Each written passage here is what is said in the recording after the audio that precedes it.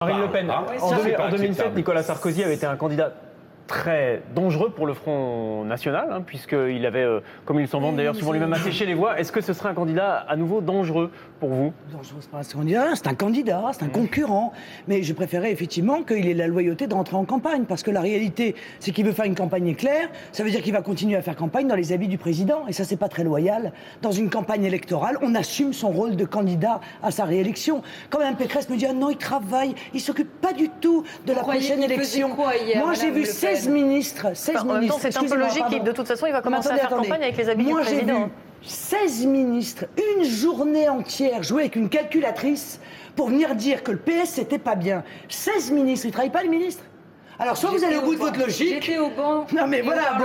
Alors, donc, vous étiez la seule à travailler. Tous les autres, ils s'amusaient avec la calculatrice. Vous êtes content de ne pas avoir participé à la convention anti-projet PS? Parlement continuer à travailler ce jour-là. 16 ministres, une journée entière pour dire bouh, bouh, comme il n'est pas beau le Parti Socialiste. Bon, très bien. Je ne suis pas sûr que ce soit le rôle des ministres en l'occurrence. Bon. Moi, ce que je voudrais dire, et j'en reviens sur les affaires sur lesquelles on ne m'a pas interrogé. C'est bon. Il y a aujourd'hui, les Français ont aujourd'hui le sentiment qu'il y a une caste supérieure qui n'est pas soumise aux mêmes règles qu'eux, ni aux mêmes lois qu'eux. Voilà. Qu'il y a des gens qui sont les yeux fixés sur les marchés, dont l'objectif est de faire plaisir aux banques et aux marchés, mais qui ne s'intéressent pas à l'économie réelle, qui ne s'intéressent pas au chômage, qui est pourtant ce que vit aujourd'hui l'immense majorité silencieuse, pour l'instant, des Français.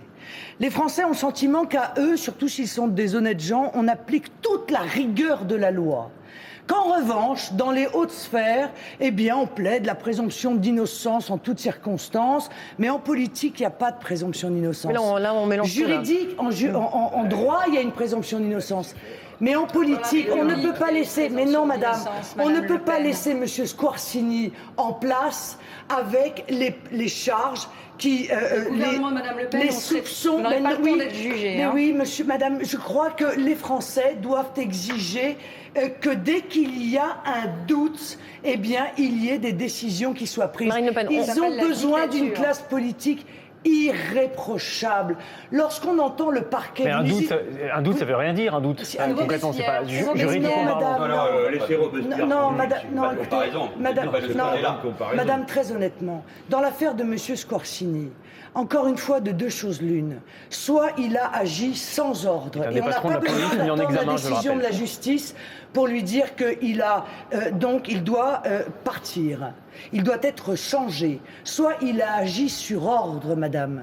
Et à ce moment-là, c'est encore plus grave. Mais c'est la justice qui le dira. La justice. Mais non, mais parce que vous ne savez pas, vous ne savez pas ce qui se passe dans votre propre... Manuel Valls. Marine Le Pen.